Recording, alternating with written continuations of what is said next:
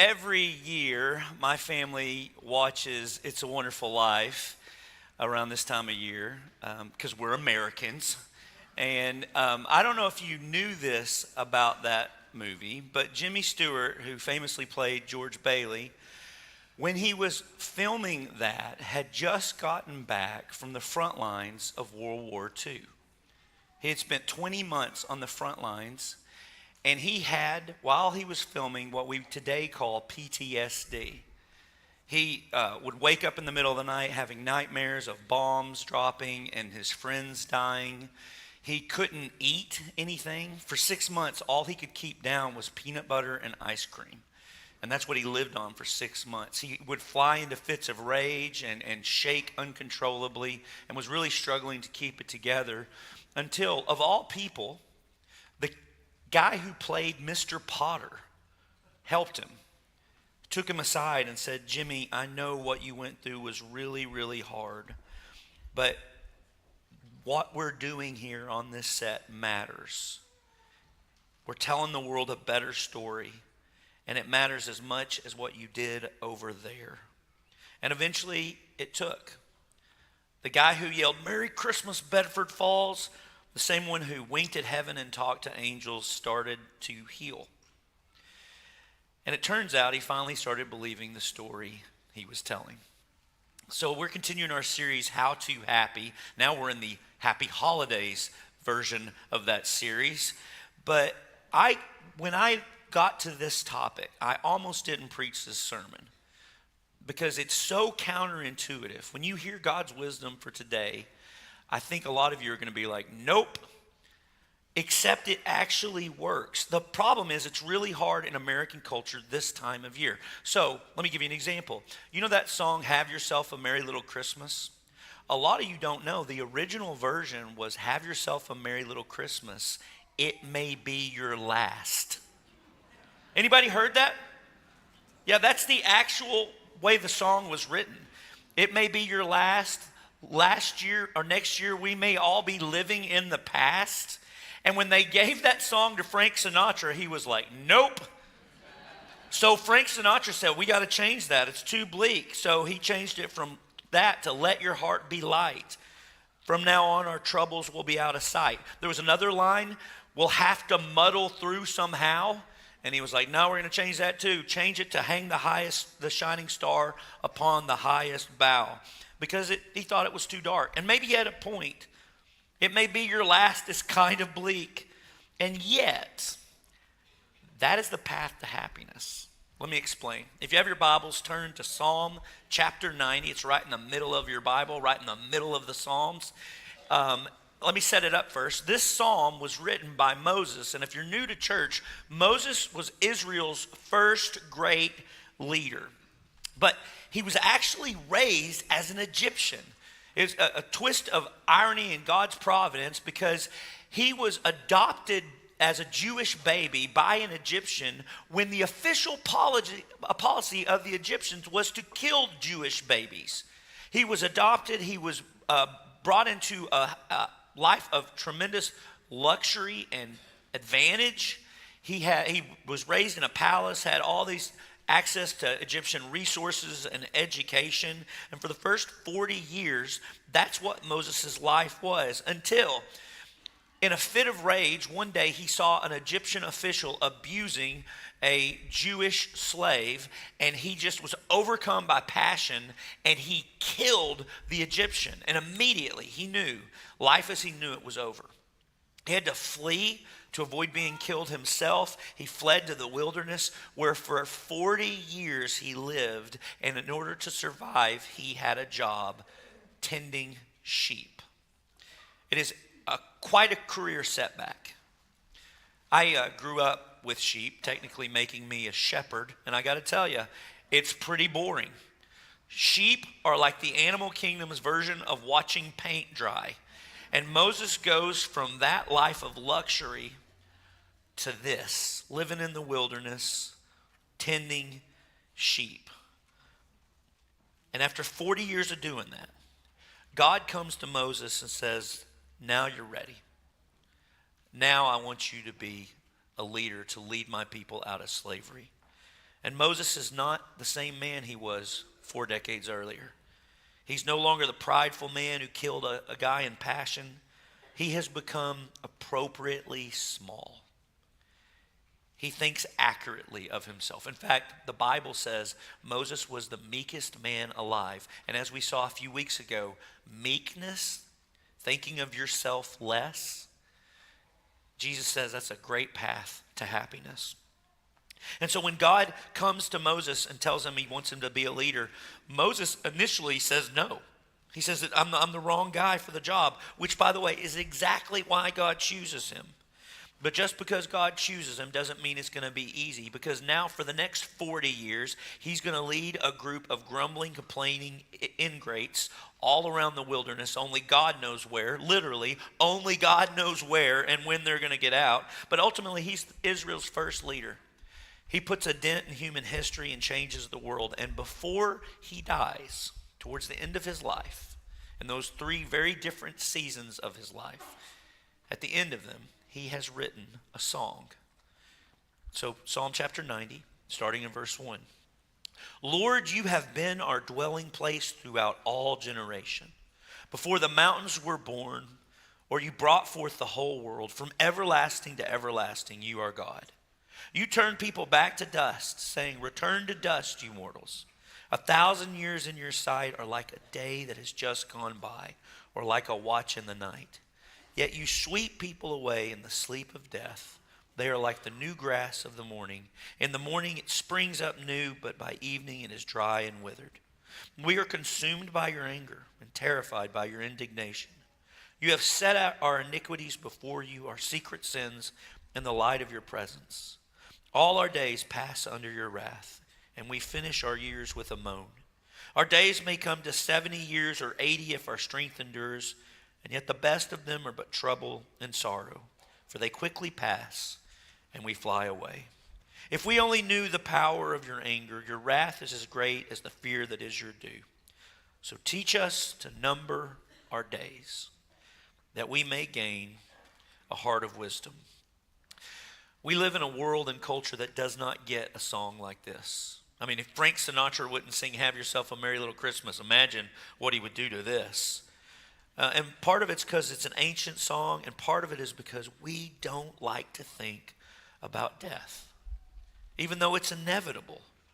And when we do think about it, you know what we're doing? We're thinking about how to postpone it. I have seen this for decades. When someone is dying in the hospital, and I go to visit them, one of the challenges a family has is they want to talk about everything but the whole thing everyone is thinking about, because we like to avoid death. But think of what Moses is doing here. Imagine this psalm as him grabbing you by the shoulders and shaking us awake. Like, don't you realize you're going to die? It sounds really harsh, but only because we try to fool ourselves into thinking we have some control over life. The first people to sing this song would have seen it as both freeing and comforting, because the song is not about us dying. It's about the unchanging nature of God. The first words in the song are not about human frailty, but about the surety of God. Yeah, human life is fleeting. Yes, time is measured in thousands of years. But that doesn't have to bother us so much, because you are not the center of everything. I am not the center of everything. Humans aren't the center of everything. For all generations of humanity, God has been the dwelling place. Throughout all time, God has been God and God will be God. And that is a much happier way to go about life. A few months ago, I was on an airplane, and a man sitting in the row next to me had his phone on speakerphone. And he was talking to some employee at his work, and he got louder and louder and louder, and the whole topic was him and basically how important he was at his job. He was, I don't know, selling sprockets or something. That's what the Jetsons sold, so I assume that was it. But anyway, it just dawned on me, look, as good as you are at your job, unless you're Michael Jordan, 3 months after you're gone, they're not going to talk about you. And 5 years after you're gone, they won't remember you. And yet we put so much of our identity and sense of importance around that. I think one of the symptoms of not numbering our days, like Moses suggests, is we take ourselves so seriously. And if you want to kill your joy quickly, that's how to do it. G.K. Chesterton once said, angels can fly because they take themselves lightly. And I like that way of thinking of it. When we take ourselves too seriously, we think we're the center of life, of the universe. And we lose the joy of just receiving life as a gift. Listen, a lot of us are like Moses in his first season. We've got advantages and power, and we can snap and people will jump. But God doesn't use Moses in the palace. God uses Moses in the desert after 40 years of what he would have considered wasting time, what he would have considered very unimportant work. It's like the original Karate Kid. All the time, waxing on, waxing off, turns out it was actually making him good at fighting something. The same thing. Moses spent 40 years leading a stubborn group of sheep, and now he was like, you're ready. You're ready to lead my people.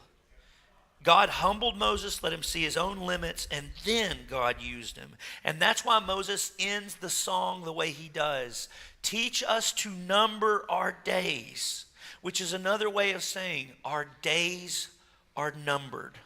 I got on a website a few months ago when I was working on this. It's like deathclock.com or something like that. And you put in some information about you, how tall you are, when you were born, how much you weigh, how active you are, if you smoke and stuff like that. And it gives you the exact day you're going to die, right? So mine was July 4th, because I'm an American, 2068.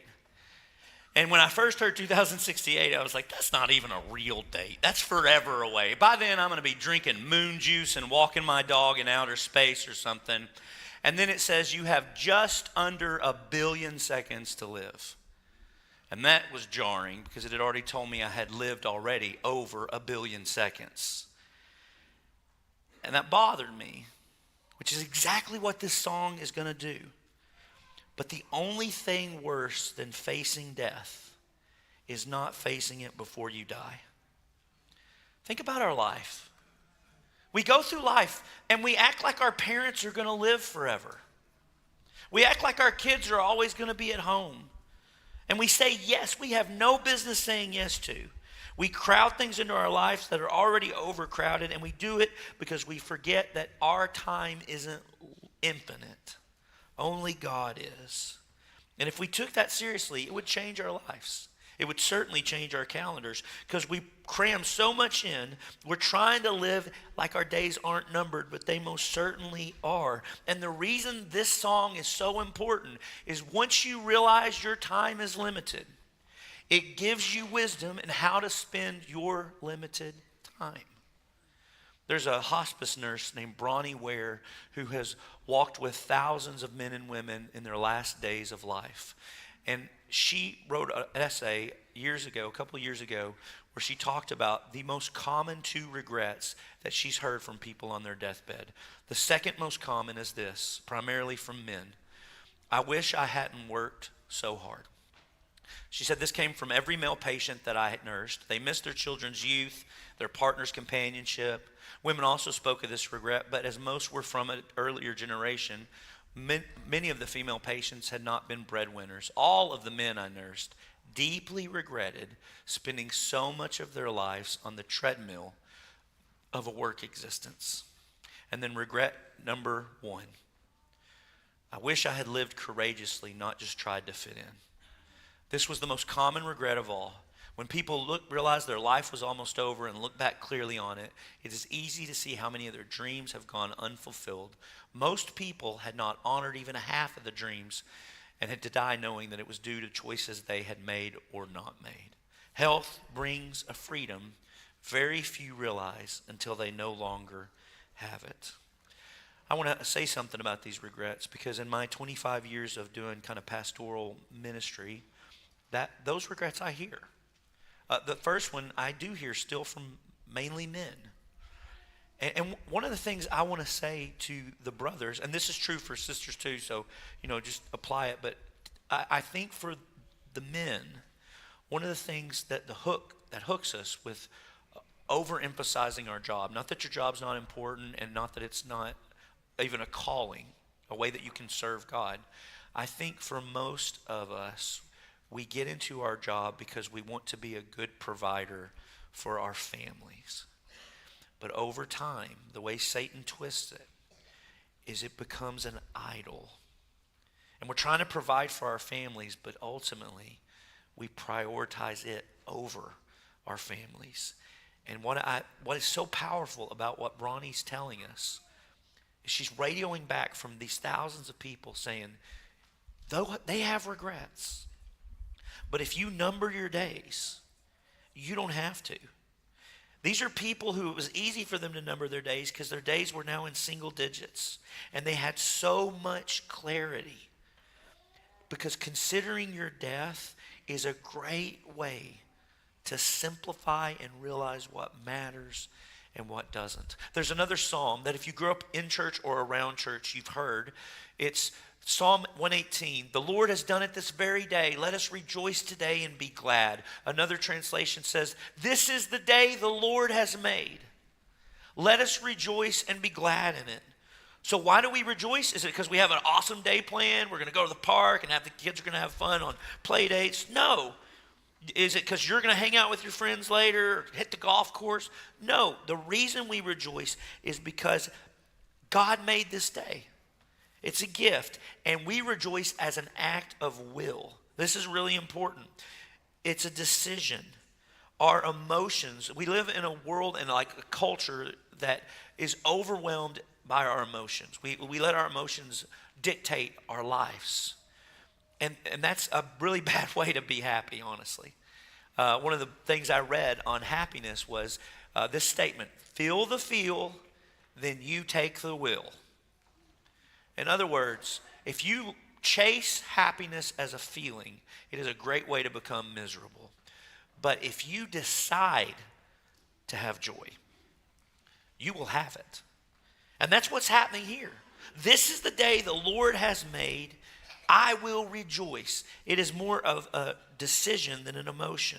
And the reason we make this decision every day is because today is the day the Lord has made. In other words, it is a gift.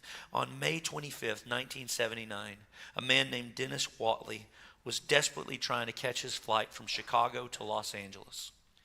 He got there a minute after they closed the jetway. And he begged the flight attendants, please, please let me in. And they refused. And he threw a temper tantrum. He got really mad and yelled some things he shouldn't yell. And finally, seeing it was futile, he went to the ticket desk to buy another ticket because he had to get to Los Angeles. And while he's waiting in line, there's an announcement over the loudspeaker that says Flight 191 from Chicago to Los Angeles crashed upon takeoff, and all 258 passengers have been killed. And he looked down at his ticket that said Flight 191, Chicago to Los Angeles, and he realized if I had been 1 minute earlier, today would be the last day of my life. And you know what Dennis Whatley did? He kept that ticket. He put it on his desk. Every day, he looks at it as a reminder. He shouldn't be here. Today is a gift from God. One of the reasons that contemplating your death actually makes you happier, it brings two things together in happiness, the psychology of happiness. First thing is gratitude. When you realize you didn't ask to be born, and this life is limited, you stop taking it for granted and you become grateful. And happiness and gratitude are almost the same thing. And the second thing it does is it helps you be present. It helps you live where you're at. One of the challenges a lot of us have is we think, I'm going to be happy when? I'll be happy when I retire. I'll be happy when I save up and I can get the boat. I'll be happy when I save up and I can get that cabin or whatever. I'll be happy when I'm on the golf course this weekend. But listen, this is true. If you're not happy now, you're not going to be happy then. If you're not happy here, you're not going to be happy there. Most of us think this way, but if you don't enjoy life now and here, you won't enjoy it then and there. So find joy in today, not joy in this month, not joy in this week, joy in today. And there's a couple of practical ways to do that. The first off really is number your days. Today is my 16,519th day to be alive. And most of them, looking back, have been pretty good. And of all my regrets, you know what my number one regret is? As I was writing this sermon and thinking about it, it's that I really do stink at being present. My personality and just kind of the nature of my job, I'm always looking ahead, a month or 2 months or a year, planning and stuff. And that's great for this part of it, but it's bad for life. This struck me recently because one of the things I've done ever since we had kids, I didn't want them to hate what I do. So every time I would go preach somewhere, I would take one of them with me. So my kids have been all over the country and all over the world. And that involved a lot of flying with kids. And that meant that I had figured out early on that, if you're flying with a 3-year-old, they're going to get scared. So I had this idea 15 years ago that the time that they would be the most scared is takeoff and landing. And so what I did was we will pretend to be pilots, as we're taking off. So here's how it looks. I'll be like, pilot 1 to pilot 2, go ahead, pilot 2. And they'll do it, pilot 2, go ahead, and then we'll do the takeoff and all that stuff. And, it looks a little weird to other people, but it's fun for us. It's something we've done, 100 times. And 2 weeks ago, I was speaking in Atlanta, and I took Samuel, our 15-year-old, with me. And it was, Samuel has gone with me all over the world, but it's been a few years since he's flown with me. And as we're about to take off, I do the pilot 1 to pilot 2, and then I look over, and I realize he's 15 and a half years old. And he was like, Dad. And I was like, are you too cool for this? And he was like, I'm very much too cool for this. And then right when the wheels are about to be off the thing, Samuel goes, go ahead, pilot 1. And we do it anyway. But it made me realize, I am so proud of the young man that Samuel is becoming. I'm so proud of that. I'm so proud of him. And, man, I would love to go back for just a little bit to when he was younger. Because honestly, there were so many times, Legos on the floor, putting together stuff on the floor, I missed. Because I was reading for a sermon series 3 months away. And it just, in that moment, 2 weeks ago, it dawned on me, something that we all know, but often forget. The arrow of time only goes one way. And this is huge for happiness. Living in the present moment, not in the future and not in the past. And if you don't do this, we are in danger of what William Irving calls misliving.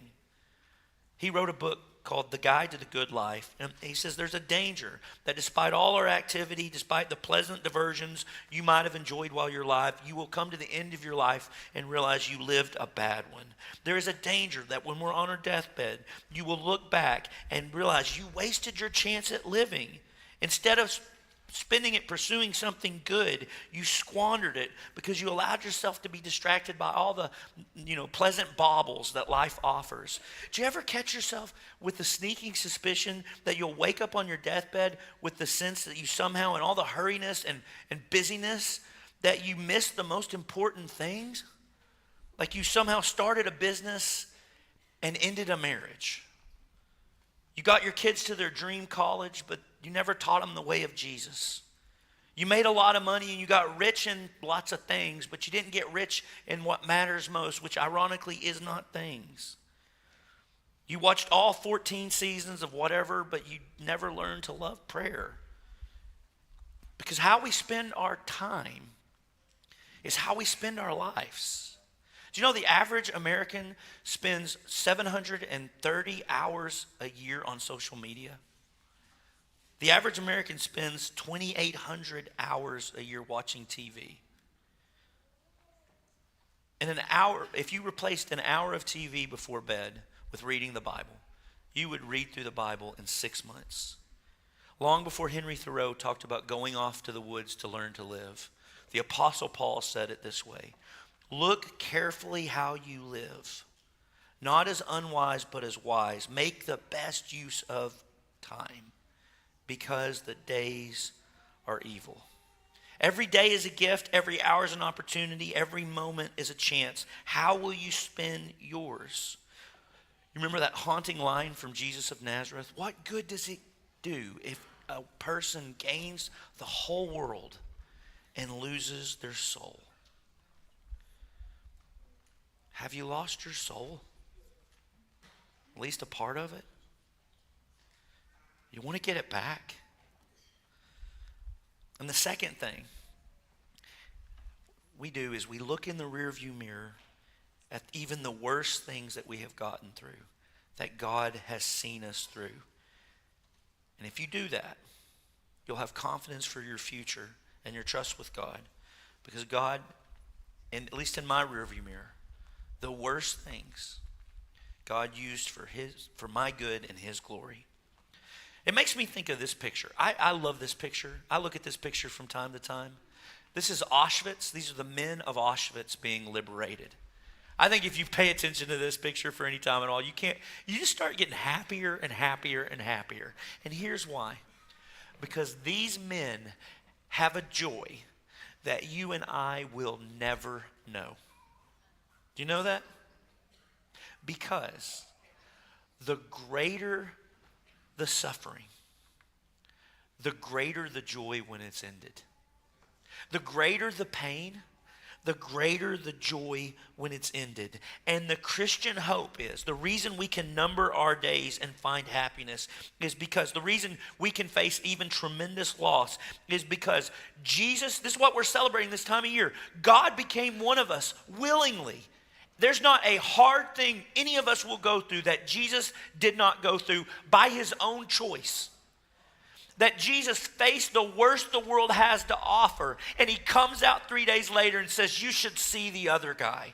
And because of the resurrection, it means that ultimately every sad thing is going to eventually come untrue. That picture of those men at Auschwitz is one day going to be you and I. And this is the secret of happiness, of true long-term joy. It is to have an eternal perspective that doesn't allow the very real hardships, setbacks, and sufferings of this life to overshadow our hope. Because in Christ, the worst things are never the last things. And that brings me back to Jimmy Stewart. Did you know he was a lifelong Presbyterian, and the last few decades of his life he was an elder at the Beverly Hills Presbyterian Church? And at one point in his life he was talking about suffering, and here's what he said: the true Christian reaction to suffering and sorrow is not this attitude of self-pity, fatalism, or resentment. It is the spirit which takes life's difficulty as a God-given opportunity and regards its troubles, I love this, as a sacred trust, and wears the thorns as a crown. Do you realize when hard things come, not to be glib or cliche, but it is a sacred trust that God is allowing you to participate in the suffering of the world, so that you might show a little glimpse of what God is like. Some of y'all may know who Monty Williams is. He was the NBA Coach of the Year a few years back. And a few years ago, he was the head coach of the Phoenix Suns. They were in the finals, and they had just lost a game, meaning they were down 3-2 in the finals. And Monty Williams went in and said to his players, look, I know this is hard, but everything you want in life is on the other side of hard. If anybody knew, it was Monty Williams. Because a few years earlier, on February 9th, 2016, Monty's wife, Ingrid, was driving home from grocery shopping and was struck and killed by a driver who was high on meth. She was 44 years old, and they had 5 kids together. At her funeral, Monty spoke, And he talked about how when he first went to the University of Notre Dame on a basketball scholarship, he almost didn't make the first week or two because he was so bad at school. He called his mom and said, I don't think college is for me. His mom hung up on him because she didn't want to have that conversation. And so he got help. And that's where he met Ingrid. And she started helping him with his like time management and stuff like that. When they started dating, it wasn't long after that Monty found out that he had a heart condition and he was going to have to stop playing basketball. He went to several different doctors trying to find a way around that, but everyone said the same thing. You can't play anymore. So he had to have a press conference. He was super sad and depressed as he told the world he was never going to play again. He left the press conference alone and he went and saw Ingrid. And Ingrid said, listen, I know Jesus can heal your heart. I know Jesus can do something even with this. But would you do something with me? And she took him to a memory care unit that she had been going to for the last few months, where she washed and brushed the hair of an 80-year-old woman with Alzheimer's. And after being there with her for 30 minutes, Monty asked Ingrid, why do you do this? And she said, it's because I think Jesus calls us to. And Monty told that story at her funeral, and he said, I want you to know who my wife was. And I also want you to know, I believe this. And he read Romans 8:28, where Paul makes this outlandish promise that he knows God causes all things to work together for the good of those who love the Lord. And Monty said, as hard as this is on me and my family, I think Jesus is up to something. He said, I believe Satan comes to kill, steal, and destroy. And America teaches us to ignore that, to just, pay attention to your phones. But listen, it's true. And I think God will do something with this. That doesn't mean it's not hard. It doesn't mean it's not painful. It doesn't mean we're going to have tough times. We need the Lord, and that's what my wife exhibited every single day.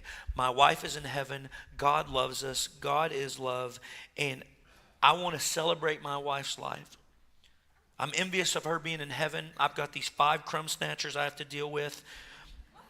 But I want you to know this. I didn't lose my wife. Because nothing is lost if you know its location. And I know exactly where Ingrid is. Man, I don't know how Monty Williams got through that. But I know who got him through that. Jesus is the hope of the world. He is the secret to joy. A joy that's not found in our circumstances, a joy that is found in relationship. He is the provider of joy. He is the giver of a joy that cannot be taken away. Hebrews chapter 12 says Jesus is the pioneer of our faith, and for the joy set before him, he endured the cross. For the joy. You know what his joy is? It was you. It was reconciling us to God. It was you finding forgiveness for the shame and the sin in your life. That's what was worth it for him. And maybe you're here today and you're like, I've always believed in God, or I believe in God now, but you've never had the moment of surrendering your life to Jesus. This is who Jesus is. And if you haven't had a moment where you've said, I put my faith in Jesus, and you surrendered to him and put him on in baptism, I truly believe today could be your day to begin your step, your journey on how to happy. You can do that right now, because we're going to invite our prayer teams to take their places around the auditorium. And if you're here today and you want the prayers of some godly people for something going on in your life, or you just want to pray God's favor on your life, for God to give you joy and happiness, or maybe you want to take your first steps in following Jesus, to profess your faith in him, to put him on in baptism, you can go to these godly people while together we stand and worship the God who made this day. Hide me away, oh Lord.